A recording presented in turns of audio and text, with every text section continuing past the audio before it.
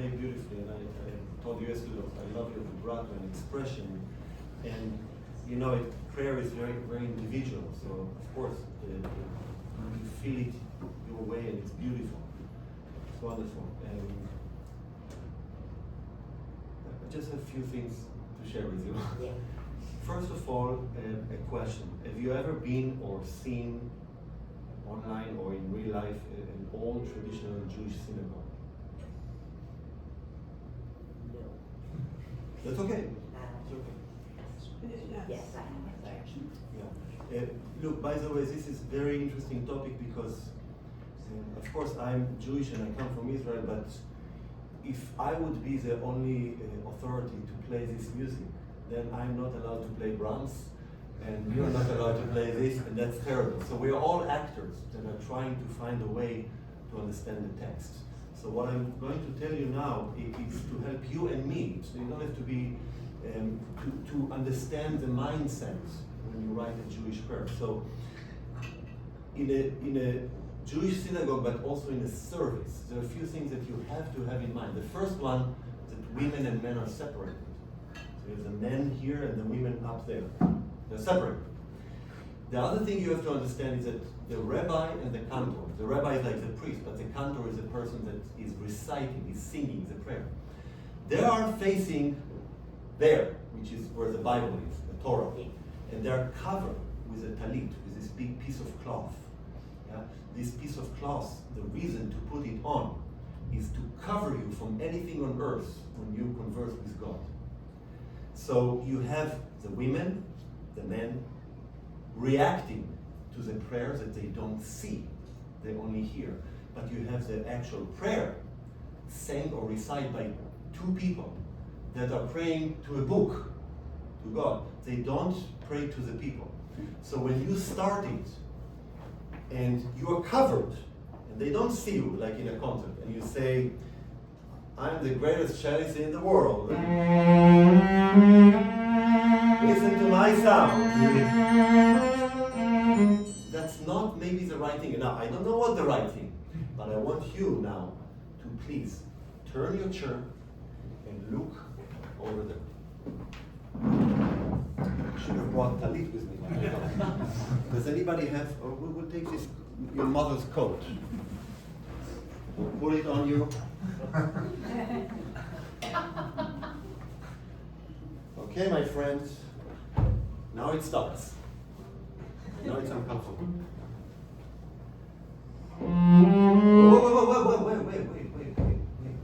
Wait.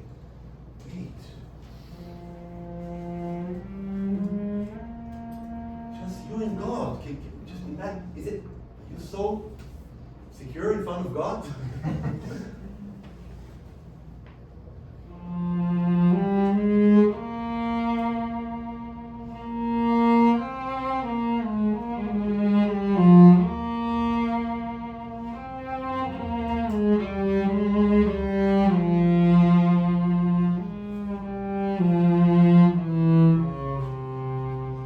Good. Wow, much better. Now you can turn. You got the point. But that's how you have to feel in the beginning. Now, as I said, there are two people there. There's the rabbi and the cantor. Yeah? Does the beginning sound to you like talking or singing? This kind of a rhythm with lines, ta di da dam. Is it like an aria in Mozart, or is it more like I beg you, God, or something like this? Yeah, or we are here today. Yeah, this is a narrating part. This is not the rabbi. You know, everybody comes like when you go to church. Sunday morning, you go there. Hey, how was the week? Fine. You check your email. Good. Amen. You know, you're not really in it, but then you hear. All of a sudden, you don't see. You see that you hear.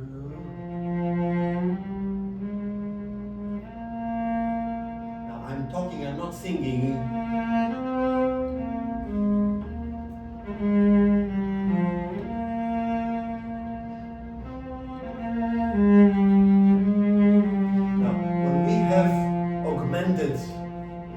Secunda.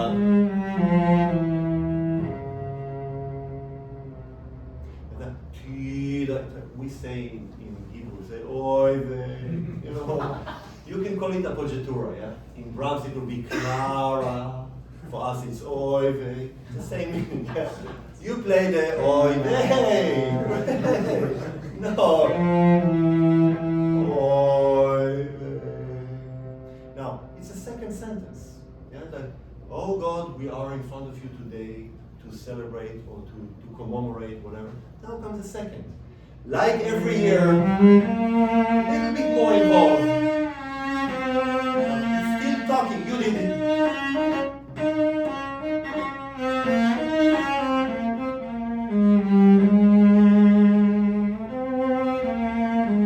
Oy vey.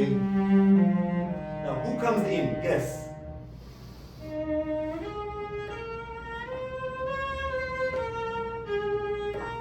Who are they in the synagogue?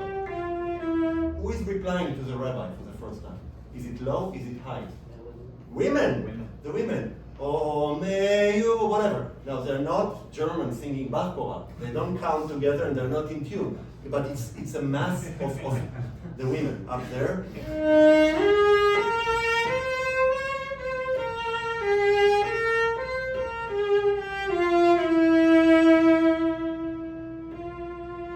Who is coming in now? Guesses?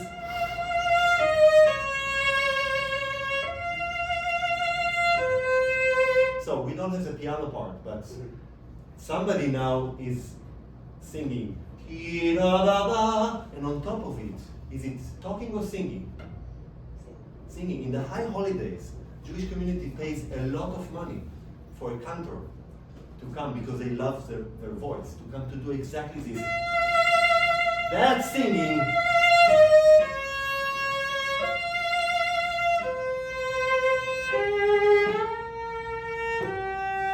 And who is replying to the cantor? Men.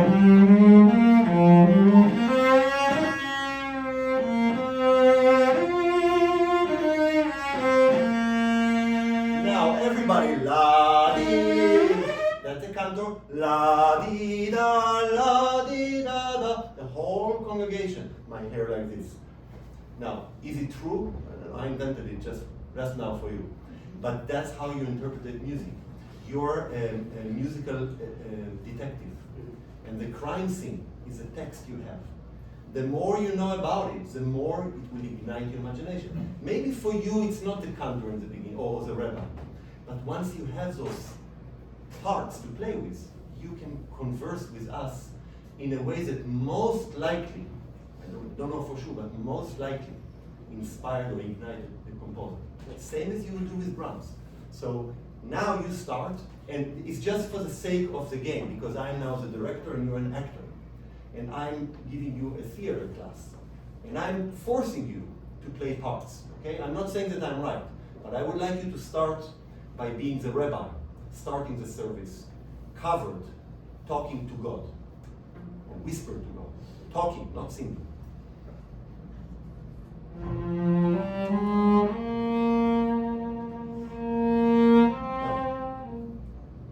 He can hear you. Trust me. He can hear you. Now remember, talking, singing, magic. Can you play in the magical area, please? Yes. Steady.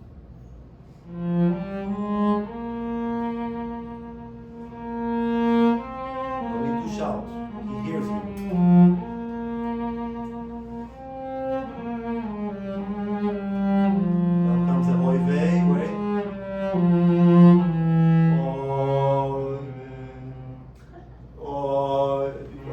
Suffering of 5,000 years of Jewish people in one note.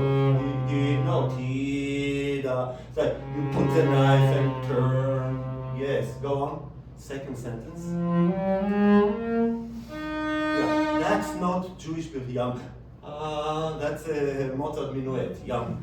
That's not.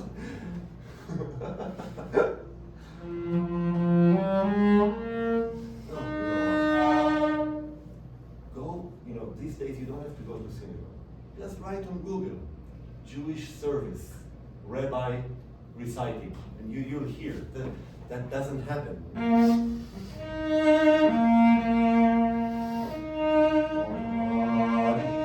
It's a different kind of opera.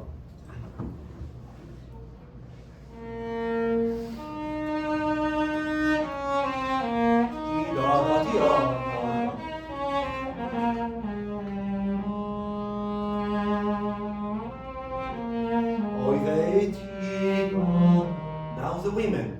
You can even look up.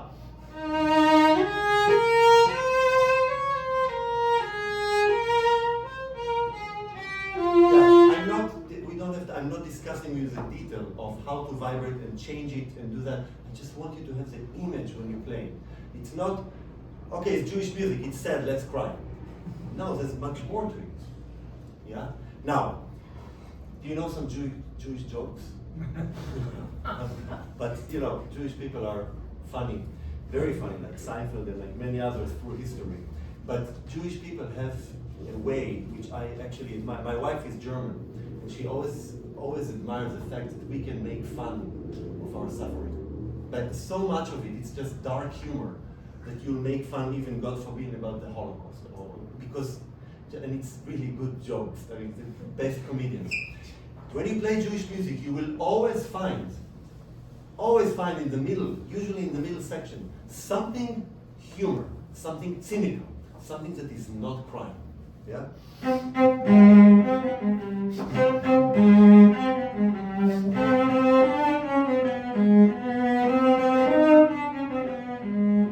The men.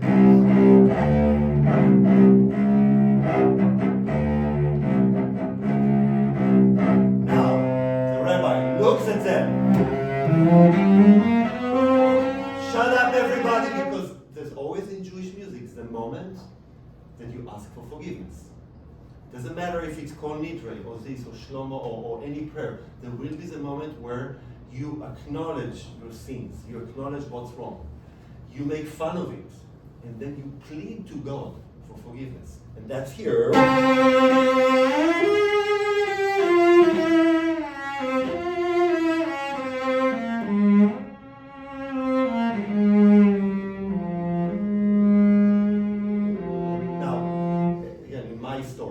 I know how it works. After you plead for forgiveness, everybody, joyfully together sing the melody. Yeah, there's a lot of singing in Jewish, a lot, and drinking. No, I'm serious. And you know, I'm not religious at all, but I live in Baltimore where there are a lot of Orthodox Jews, and we go to families' homes. It's amazing how much singing is part of the ceremonial dinners. Yeah? You sing and sing and sing, and then there's thoughtful thought. The father of the table will, on Friday, will just say something really smart about the story, really philosophical. And then everybody sings. It takes like 3.5 hours of the dinner. Yeah? So here, that's where you open up completely. So can you do it instead of... Don't cry all your life. Sometimes make fun of the bad happening. Even smile.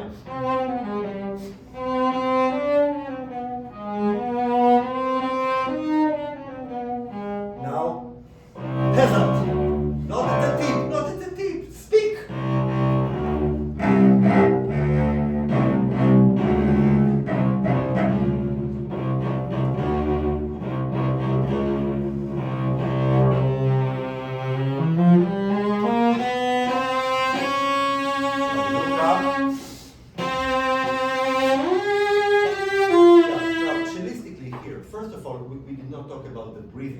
Breathing before I speak or breathing before I sing. It's totally different. Yeah, but here I really, my mouth becomes a cello mouth. My mouth, if I sing, would inhale, ta-da. That's a circular motion. Can you do it? Yes.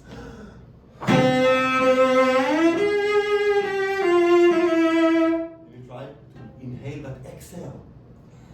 Yeah! You don't exhale, you do.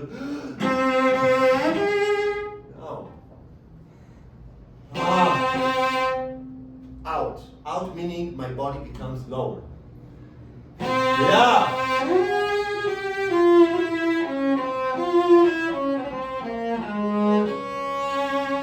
Good. So unfortunately in this lesson we don't have the harmony, which really does a lot in this piece. You know, we just don't have it, sadly. But this note.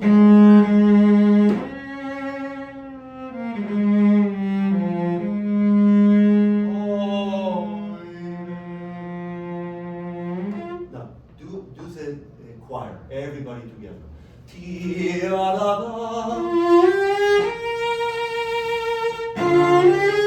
Listen to my cello.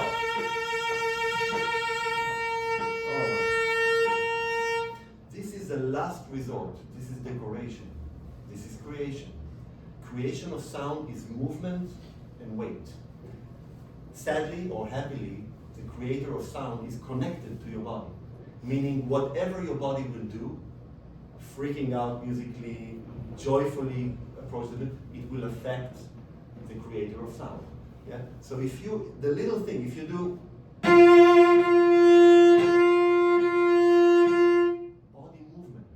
body movement, the more the bone moves, the more the body should react to it. I'll repeat what I said yesterday. If you have a brush in your hand and you paint the wall and you do it like this, my sitting bones, I move a little bit. But if I do da da dee da da dee da, my page is much bigger and I have to cover each part of it. So in order to do that, I cannot just move my bone. I have to.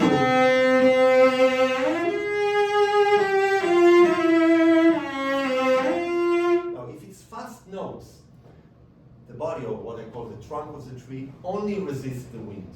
If it's longer notes, it's resist and follow. So first I just resist. Again, follow. See, if I have two notes in a bow, I don't do this. You hear the difference? Now again, follow. Again, follow. Now I go up on the cello, my finger body goes down to the ground. Can you try?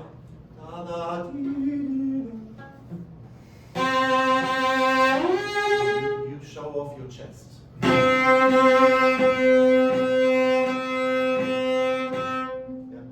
you do this. So, like, you know, people say, hey, how are you? You talk from here. I want you to talk from here. Don't talk from here. The above and below. Look at Pavarotti. Have you seen the movie Pavarotti? Watch it.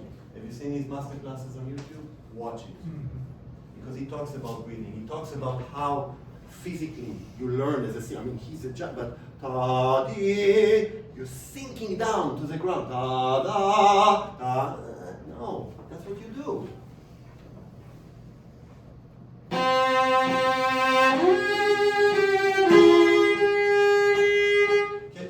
You're too young to drive, but you know when you're in a car, you know what shock observers? Yes. When you go on a bump on the road, if it's a good car, there's a shock observer. You know, you don't feel the bump. Where if it's not, you feel that you don't want to put the cello in the back. You want, yeah. So your lower back, the spine should be straight, but it's bouncy. I call it bouncy lower back. Yeah. So I embrace obstacles on the road with my bouncing lower back. When I see an obstacle, a shift. Yeah. That's an obstacle. You don't have shock observer. I embrace it by bouncing my lower back.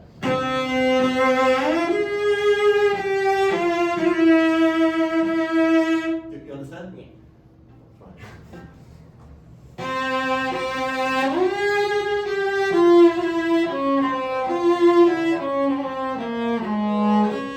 Good. Excellent. Now we almost have to stop, so let's jump to the end. the end of the service. The end of the service. In some religion, there's a person who goes and collects money. In the Jewish religion, the rabbi will give the punchline. This is the punchline that you go with it like, wow, that, wow. You go home to think, and you're like, wow, wow. Where is the punchline here?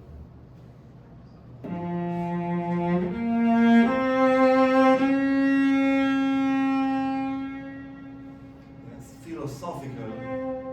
Nobody plays, yeah, it's just fermata. Fermata.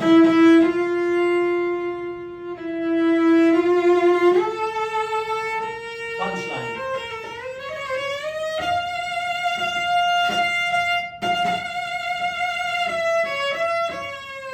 Now 5,000 years in one quarter note.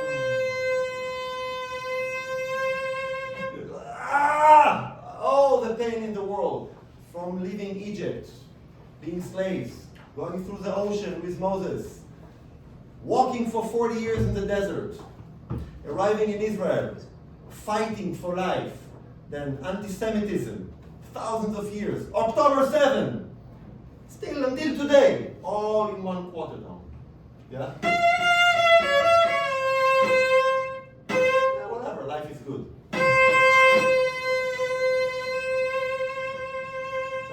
And then the three chords. Da, la. It's really like knife in the heart, turn, die.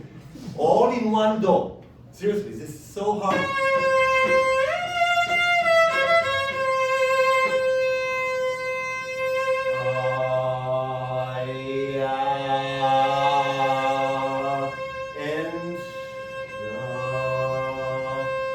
I always try at the end to give hope, because there's always hope. So I just do, so of course it's personal. You can do it, but if you know the structure of it, it will help you. Yeah? Can you try to do the end of the ceremony? La, di, da, da. That note as well. It's not. It didn't write the quarter tone, but when we say the oive, it's when you say Clara in drums. It's always more vibrato, less, more bow and less bow. The oive in Jewish religion is many times.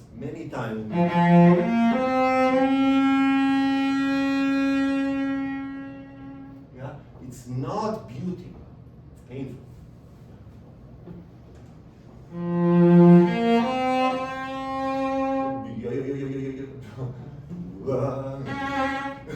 That's electric shock.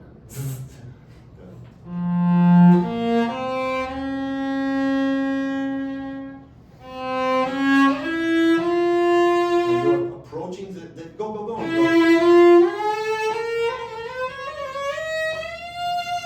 The knife is coming.